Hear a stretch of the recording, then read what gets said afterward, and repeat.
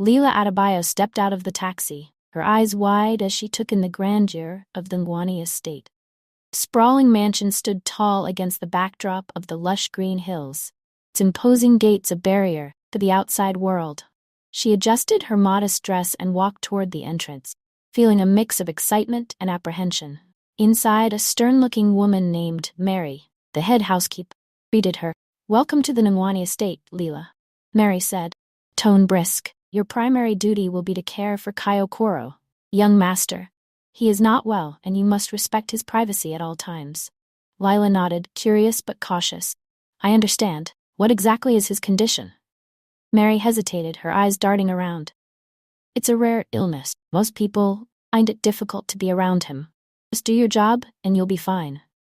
Lila's curiosity grew as she followed Mary through the winding corridors of the mansion. They stopped outside a large, ornate door. "This is his room," Mary said. "Knock before entering." Taking a deep breath, Lila knocked gently. When there was no response, she opened the door slowly. Inside, the room was dimly lit, with heavy curtains drawn shut. A faint, unpleasant odor hung in the air. Lila ignored it, focusing instead on the figure seated by the window. "Mr. Ngwani," she called softly. The man by the window didn't turn to face her. She heard a faint sigh.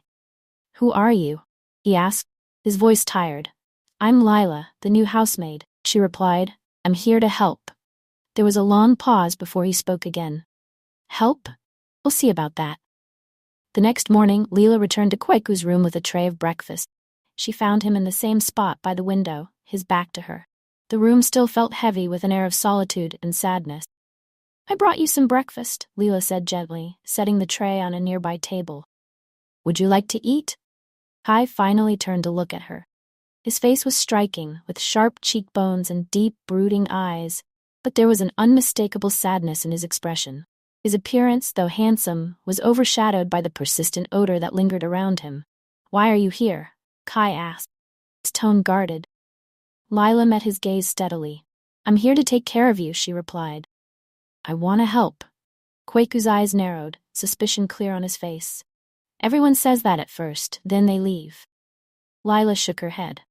"I'm not like everyone else," she said softly. "I'm not here to judge you." There was a flicker of something in Kweku's eyes, curiosity. He looked away, staring out the window again. "They all say that too." Undeterred, Leela continued, "I believe everyone deserves kindness, Mr. Nwan, even those who've been through more than their fair share." Kai remained silent, but Leela could sense the tension easing, just a little. She took a step back, respecting his space. "I'll be here if you need anything," she offered before quietly leaving the room. As she closed the door behind her, Lila felt a spark of determination. Kai was more than his illness, more than the rumors that surrounded him. She resolved to uncover the truth behind his sadness and perhaps help him find some peace. Over the next few days, Leela returned to Kweku's room regularly. Each time she brought something different, a book, fresh flowers from the garden, a new kind of tea. At first, Kai remained distant, barely acknowledging her presence. But gradually, she noticed small changes. One afternoon, as she arranged a bouquet on his bedside table, Kai spoke. "Why do you keep coming back?" he asked, his tone softer than before. Lila smiled gently. "Because I want to. I think you could use a friend." Kai scoffed lightly but didn't tell her to leave. Encouraged, Lila decided to share a bit of her own story. "I grew up in a small village," she began. "My grandmother raised me after my parents passed away. She taught me that everyone has a story, even if they don't want to tell it." Kai glanced at her, his eyes searching her face. "And what's your story, Lila?" She paused, feeling the weight of his question. "I've had my share of losses, but I've also learned that kindness can make a big difference." For the first time, Kweku's lips twitched into a faint smile. "You're different from the others, Lila." She nodded. "Maybe that's a good thing." They fell into a comfortable silence, the tension between them slowly dissolving. As Leela prepared to leave, she turned back to him. "Would you like to join me for a walk in the garden tomorrow? The fresh air might do you some good." Kai hesitated, then nodded slowly. "Perhaps. We'll see." Leela smiled, sensing a breakthrough. For the first time since she arrived, she felt hope that maybe, just maybe, she could help Kai open his heart again. A few weeks into her stay at the Nwani estate, Lila began to notice strange things. One afternoon, while dusting the library, she overheard a hushed conversation between Amare, the trusted assistant to Obi Okoro, and another staff member. Lila paused, her ears straining to catch their words. "We need to keep things under control," Amare said sharply, his voice barely a whisper. "If anyone finds out what we've done, it'll be the end." The staff member nodded nervously. "But what about Kweku? He's getting better." Amare's eyes narrowed, and he lowered his voice further. "That's why we must be careful. If he starts asking questions, it could ruin everything." Lila's heart pounded. What were they talking about? She knew she shouldn't be eavesdropping, but something in Amare's tone made her uneasy. She quickly moved away, pretending to organize some books. Later she confided in Kweku.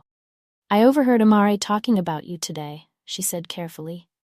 "He mentioned something about keeping things under control." Kai frowned, his brow furrowing. "Amare has always been close to my father. He handles most of the estate's affairs. But what would he have to do with my condition?" Lila shook her head. "I'm not sure, but something feels off. I think we should keep an eye on him." I hesitated, then nodded. "All right. But be careful, Lila. If Amare is hiding something, it could be dangerous." Lila agreed, but a new determination settled in her heart. She would uncover the truth, no matter what it took. As the days passed, Lila and Kai spent more time together. Their initial awkwardness slowly gave way to a comfortable familiarity. They took long walks in the estate gardens, their conversations growing deeper and more meaningful with each passing day. One evening, as they sat on a bench beneath a blooming jacaranda tree, Kai glanced at Lila. "You know," he began softly, "I've never felt this close to anyone before. Not even my father." Lila smiled warmly. "I'm glad. I feel the same way. I've never had a friend like you, Kweku." He chuckled lightly. "A friend? Is that what we are?" Lila's cheeks flushed, and she looked away, suddenly shy. "I don't know, maybe something more?" Kai reached out and gently took her hand in his. "I'd like that," he admitted, his voice barely more than a whisper. They sat in silence for a moment, the air between them thick with unspoken emotions. Finally, Kai spoke again, his tone serious. "Lila, I want to trust you, but I've been hurt before. People have always judged me for my condition, and I'm afraid of letting anyone get too close." Lila squeezed his hand reassuringly. "I understand, Kweku, but I promise you, I'm not here to judge you. I'm here to help you, no matter what." Kai nodded, a small smile tugging at his lips. "Thank you, Lila. I believe you." Their bond, once fragile and tentative, now felt stronger than ever. They both knew that whatever lay ahead, they would face it together. One evening, after a particularly emotional day, Lila found Kai pacing his room, his face drawn with frustration. "Kweku, what's wrong?" she asked, her voice filled with concern. He turned to her, his eyes flashing with anger and pain. "I'm tired of this, Lila, tired of being treated like some kind of monster. I just want to be normal."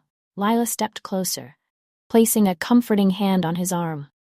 "You are normal, Kweku. You're just different, and there's nothing wrong with that." He let out a bitter laugh. "Different? Is that what you call it? I can't even go outside without people staring at me, whispering behind my back. I feel like a prisoner in my own home." Lila's heart ached for her. "I know it's hard," she said softly, "but you don't have to go through this alone. I'm here for you." Kai looked at her, his eyes searching hers for sincerity. "Why are you here, Lila? Why do you care so much?" She took a deep breath, deciding it was time to share her own truth. "Because I know what it's like to feel alone," she admitted. "I came here because I needed a fresh start, away from my past. I thought maybe, just maybe, I could find a place where I belonged. And now, I think I've found it, with you." Kweku's expression softened, and he reached out to cup her cheek. "Lila." Before she could say anything more, he leaned in and pressed his lips to hers. The kiss was soft, tentative at first, but quickly deepened as they both gave in to the emotions they had been holding back. When they finally pulled away, Kai whispered, "Thank you for being here." Lila smiled, artful, always.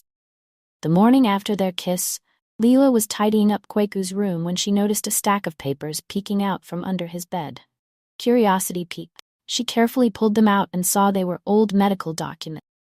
As she flipped through the pages, she noticed something strange, several entries that seemed inconsistent. "What is this?" she muttered under her breath, scanning the record. There were multiple mentions of treatments and chemicals that didn't seem related to any known therapy for Kweku's condition. Her brow furrowed as she read further. Leela? Kweku's voice startled her. She looked up, finding him standing by the door, curious expression on his face. I'm sorry, I didn't mean to pry, she stammered, holding up the documents. But these? There are some things in here that don't make sense. Kai walked over and took the papers from her, his eyes scanning the pages. His expression darkened. I don't remember half of these treatments, he said slowly. And these chemicals, I've never heard of them. Leela bit her lip, debating whether to share her suspicions. Kweku, do you think it's possible that your condition isn't genetic? That maybe someone is doing this to you? Kweku's eyes widened, and he shook his head. That's impossible. Why would anyone do that? I don't know, Lila admitted, but I think we need to find out. Maybe Amare knows more than he's letting on. Kai nodded, face grim. Then we'll have to be careful. If you're right, we can't trust anyone. Determined to uncover the truth, Lila discreetly photographed the documents, feeling a mix of fear and resolve.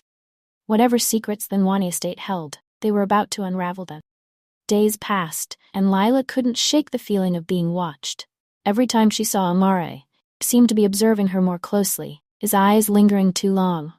One afternoon, as she prepared tea for Kai in the kitchen, Amare approached her.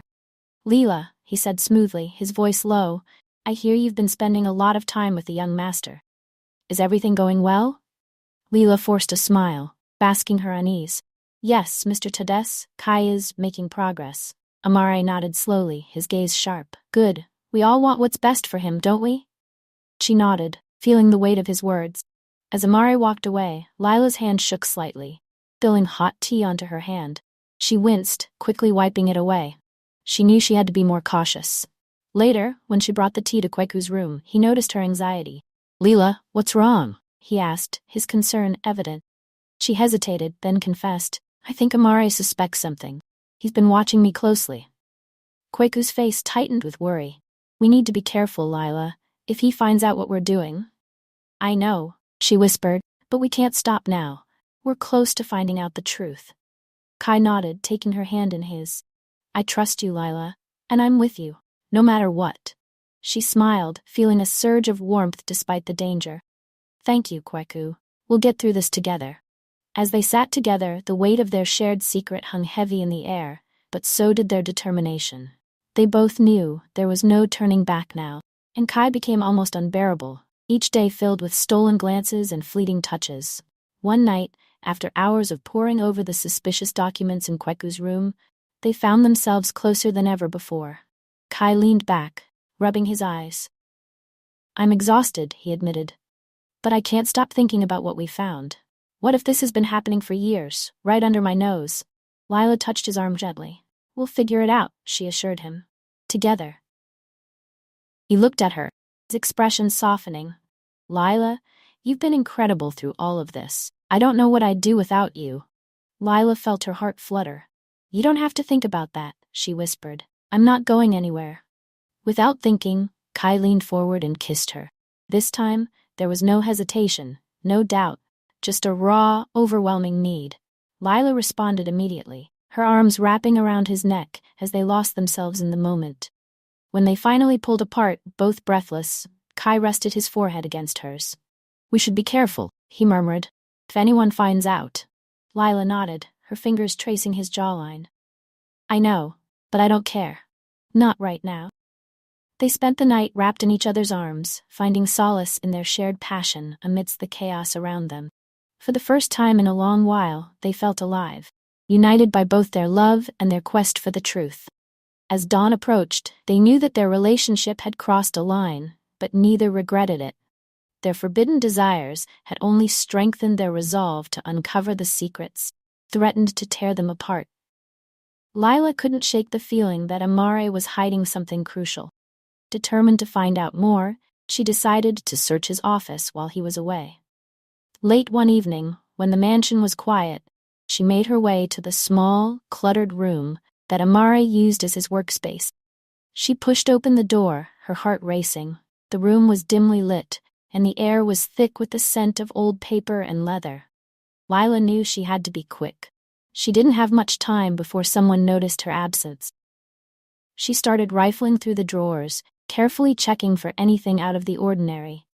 Just as she was about to give up, her hand brushed against a small, locked drawer. Her pulse quickened. She rummaged through the desk and found a set of keys, her fingers trembling as she tried each one until, click, drawer opened. Inside, she found a stack of receipts, all for unusual chemicals. Her eyes widened as she recognized some of the names from Kweku's medical records. "What is this?" she whispered to herself, flipping through the papers. Footsteps echoed down the hallway. Panic surged through her. She quickly closed the drawer, locked it, and slid the keys back where she found them. With the receipts hidden under her shirt, she slipped out of the office, just in time. Back in Kweku's room, she laid the receipts on the table. "Kweku, look at these," she urged. "These are the chemicals from your medical record.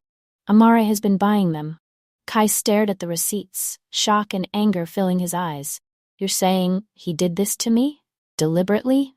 Lila nodded, her expression grim. "It looks like it.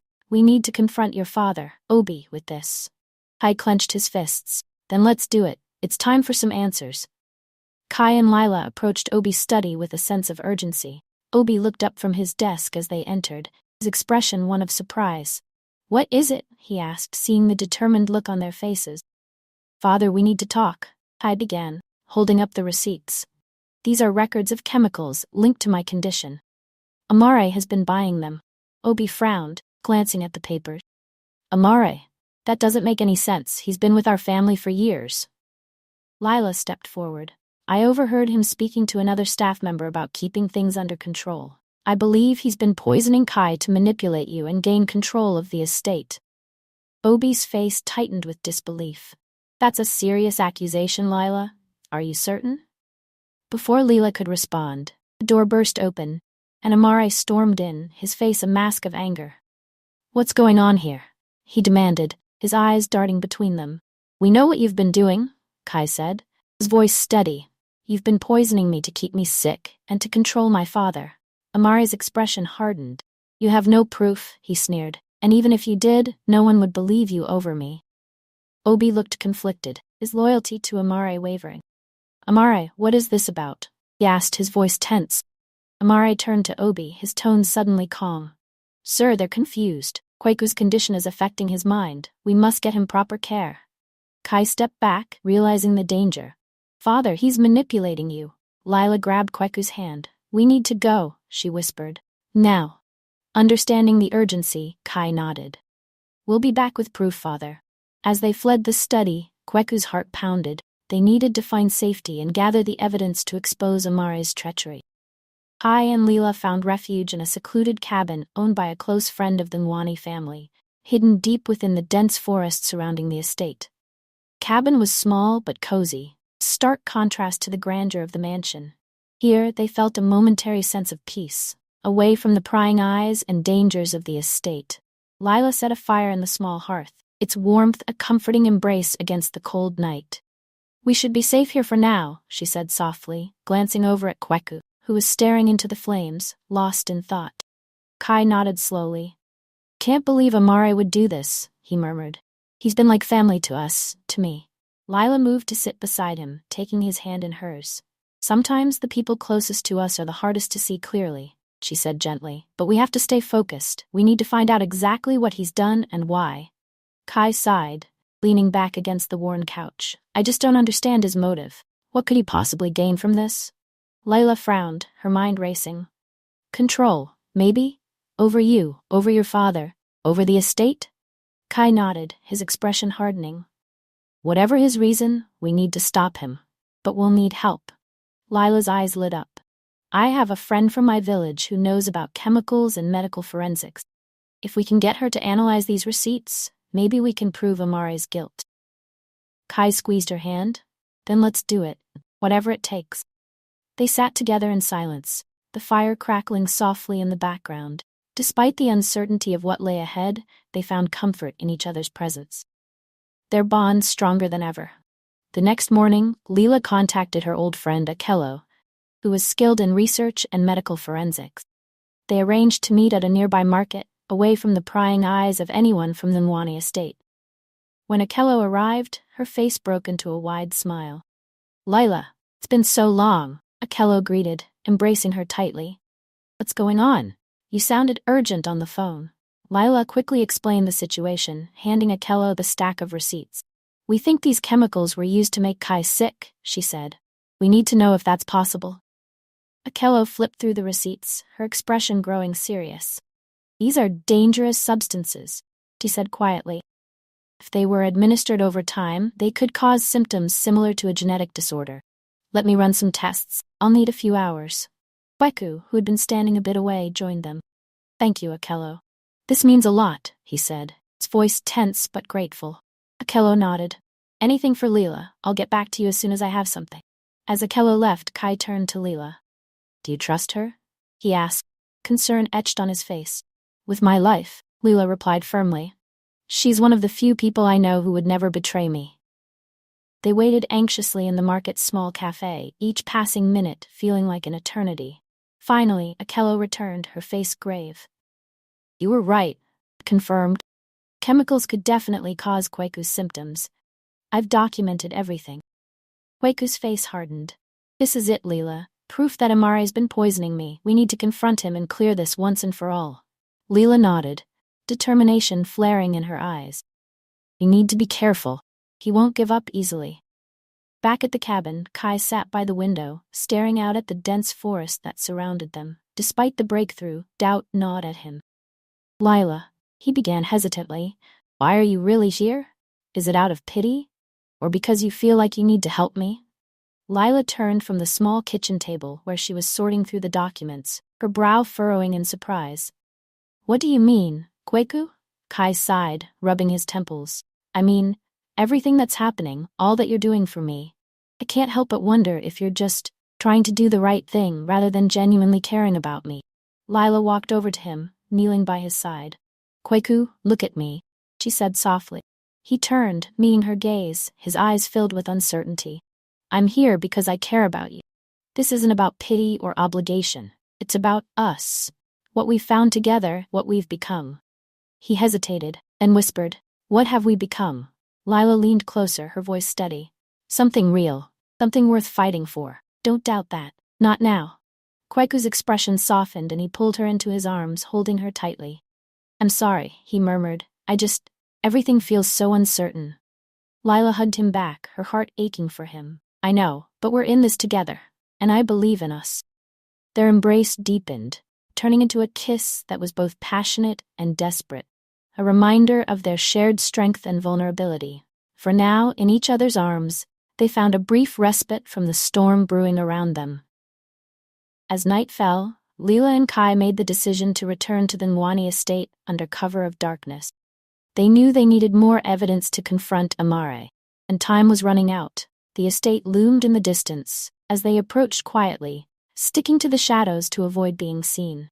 Inside, the mansion was eerily silent. Lila and Kai moved cautiously, their footsteps barely making a sound on the polished floors. They headed straight for Amare's office, knowing it was their best chance to find the final piece of evidence they needed. Lila began searching through drawers and files while Kai kept watch by the door. "We need to hurry," he whispered, his eyes scanning the hallway for any sign of movement. "I know," Lila replied, her hands moving quickly but carefully. "There has to be something here." Just then, she found a small notebook hidden beneath a stack of papers. She opened it, her eyes widening as she read the first few lines. "Kweku, look at this," she said urgently. Kai moved to her side, reading over her shoulder. The notebook detailed various transactions and meetings, clear evidence of Amare's involvement in poisoning Kweku. "This is it," he said, his voice filled with both relief and anger. "We've got him." Suddenly, they heard footsteps approaching. "Someone's coming," Kai hissed, grabbing the notebook. "We need to get out of here." They quickly slipped out of the office and ducked into a nearby room, holding their breaths as the footsteps grew louder. The door to Amare's office creaked open, and they could hear him muttering to himself. Lila squeezed Kweku's hand, silently urging him to stay calm. They had what they needed, but the real challenge was just beginning. Lila and Kai waited until the footsteps faded, then carefully slipped out of the room and made their way back through the darkened corridors of the mansion. They knew they couldn't stay much longer. It was only a matter of time before Amare realized something was missing. "Let's check my father's study," Kai whispered as they moved quietly through the halls. "He might have something that can tie all of this together." Lila nodded, and they quickly headed to Obi's study. The room was dim, lit only by the faint glow of moonlight filtering through the heavy curtains. They searched quietly, knowing they didn't have much time. As Leela opened a drawer, she found a leather-bound diary with Obi's initials embossed on the cover. "Kweku, I found something," she said, her voice hushed but urgent. I joined her, and they opened the diary together. Inside, they found Obi's handwritten notes detailing his growing suspicions about Amare. There were entries about missing funds, odd behavior, and concerns over Kweku's unexplained illness. "Father was starting to suspect," Kai said softly, his eyes scanning the pages, "but he didn't know it was Amare. He didn't have all the pieces." Lila nodded, her heart racing. "But now we do. This is the evidence we need to confront him, and to make your father understand." Just as they were about to leave, the sound of a door creaking open made them freeze. Lila's breath caught in her throat. "We have to go," she whispered. They carefully slipped out of the study and made their way back to the hidden path that led out of the estate, clutching the diary tightly. They knew they had everything they needed. They also knew the danger was far from over. With the diary and notebook in hand, Lila and Kai made their way to a secluded spot just outside the estate to plan their next move. They knew confronting Obi was risky, but they had to try. Kweku's father needed to know the truth before it was too late. "I think we should show him the diary first," Leela suggested. "Let him see that he was already suspicious of Amare." Kai nodded. "Good idea. Might make him more open to believing us."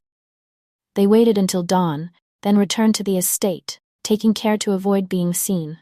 They found Obi in the garden, his face lined with worry. He looked up as they approached, surprise evident in his eyes. "Kweku, Leela, what are you doing here?" "Father, we need to talk," Kai said, his voice steady but urgent. "It's about Amare. He's been lying to you." Obi frowned, but Lila stepped forward, holding out the diary. "We found this in your study," she said gently. "You were starting to suspect him too." Obi took the diary, his hands shaking slightly as he flipped through the pages. His face paled as he read his own words. I did suspect something," he admitted. "But I never thought it could be Amare. He's been with us for so long." "We found more," Kai added, showing him the notebook. "This proves he's been poisoning me, using chemicals to make me sick." Obi's face contorted with a mixture of anger and betrayal. How could he? Why? Just then, a shadow fell over them. Amare stood at the edge of the garden, his expression dark. "'Cause you were weak, Obi," he said coldly. "And now, it's too late for you to do anything about it." Amare's words hung in the air like a dark cloud. Obi took a step back, his face a mask of shock and disbelief. "Amare, what are you saying?" he demanded, his voice trembling. "I'm saying that your time is up," Amare replied with a cold smile. "I've been in control for a long time, and I'm not about to let you ruin that." Kai moved protectively in front of his father. "You won't get away with this, Amare. We have proof. The authorities will be here any minute." Amare's smile faded, replaced by a look of cold determination. "I don't think so," he said quietly, reaching into his coat pocket. Before anyone could react, he pulled out a small vial and hurled it to the ground. Thick, acrid smoke filled the air. Lila coughed, her eyes watering as she struggled to see through the smoke. "Kweku, Obi," she called out, panic rising in her chest. Through the haze, she saw Obi collapse, clutching his chest. "Father," Kai shouted, rushing to his side. Leela followed, her heart racing. They knelt beside Obi, who was gasping for breath. "Poison," Obi choked out, his face pale. "He poisoned me." Leela's eyes filled with tears as she grabbed Obi's hand.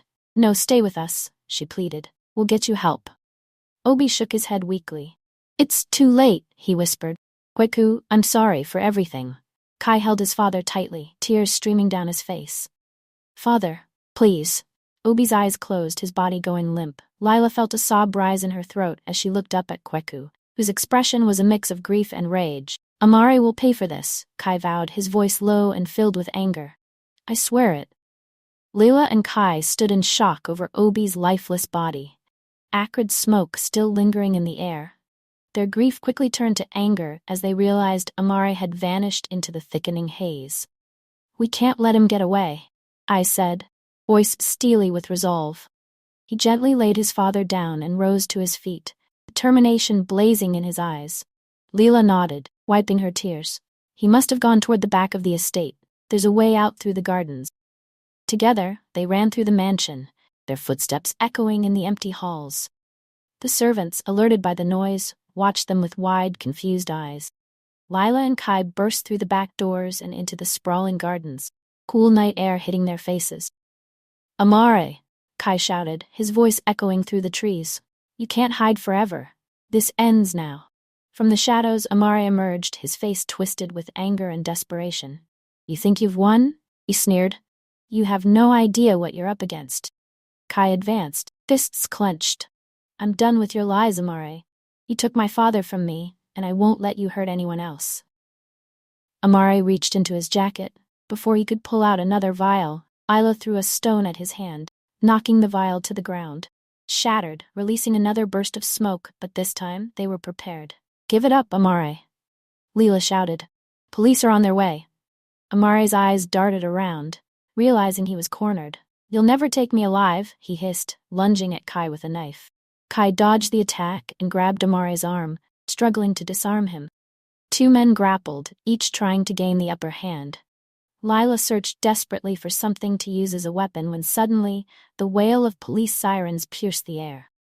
Amare's face paled. In one final, desperate move, he broke free from Kweku's grip and tried to flee. But the police were already surrounding the garden. "Drop your weapon," a police officer commanded, guns drawn. Amare hesitated, his eyes wild with fear and anger. When he made a move to run, the police fired, hitting him in the leg. He collapsed with a scream, clutching his wound as the officers closed in. "It's over," Kai said, breathing heavily, looking down at Amare. "You'll pay for everything you've done." The sun began to rise over the Ngwane estate, casting a warm glow over the gardens. Lila and Kai watched as the police led a handcuffed Amare away, his face twisted with pain and defeat. The ordeal was finally over. Cost had been high. Kai turned to Leela, his expression a mixture of sadness and relief. "I still can't believe he did all this, and my father." His voice trailed off, choked with emotion. Leela took his hand, squeezing it gently. "I'm so sorry, Kweku. Your father loved you, and he tried to protect you in the end. Remember that." Kai nodded, wiping a tear from his eye. "I know, and I'll make sure his memory is honored. We'll rebuild this estate and the family business, but we'll do it differently, honestly and with compassion." Lila smiled softly. "I'll be right by your side every step of the way." He turned to her, gratitude and love shining in his eyes. "I don't know what I would have done without you, Lila. You've been my strength through all of this." She blushed slightly but held his gaze. "And you've been mine, Kweku. We faced this together, and now we have a chance to build something new." Kai nodded, his resolve strengthening. "Then let's do it. For my father, for us, and for everyone who deserves a better future." They embraced, holding each other tightly, finding solace in their shared grief and hope.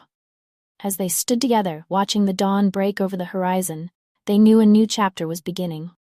Chapter filled with possibilities, love, and the promise of a brighter tomorrow. Their journey had been fraught with danger and loss, but now, with the truth finally revealed and justice served, they could begin to heal and build a life together, free from the shadows of the past. With Amare gone and justice finally served, the Ngwane estate began to heal from the chaos that had nearly torn it apart. Lila and Kai worked together to rebuild both the family business and the lives of those who had been affected by Amare's treachery. Days turned into weeks, and as the estate flourished, so did the bond between Leela and Kweku. Their love, tested through trials and adversity, only grown stronger. They decided to hold a small ceremony in the garden where they had first confessed their feelings, surrounded by close friends and family who had supported them. As they exchanged vows, the sun shone brightly overhead, a symbol of the new chapter they were embarking on together. Kweku's voice was steady as he looked into Lila's eyes. "I promise to stand by you, to love you, and to build a life filled with honesty and compassion, Dad." Leela's eyes glistened with tears of happiness as she replied, "And I promise to be your partner, your strength, and your greatest supporter, wherever our journey takes us." They sealed their vows with a kiss, and applause filled the garden. Future was theirs to create, free from the shadows of the past and filled with hope for what was to come. Thank you for joining us on this journey with Lila and Kai in Secrets of the Heart. We hope you enjoyed the twists, turns, and heartfelt moments of their story. If you love this story, please like, share, and let us know where you're tuning in from in the comments below. Don't forget to subscribe to our YouTube channel, TR Double World, for more captivating tales of love, courage, and adventure. Hit the notification bell so you never miss an update. We appreciate your support and can't wait to share more stories with you. Until next time, keep dreaming and keep believing in the power of love. Thank you for being a part of the TR World community.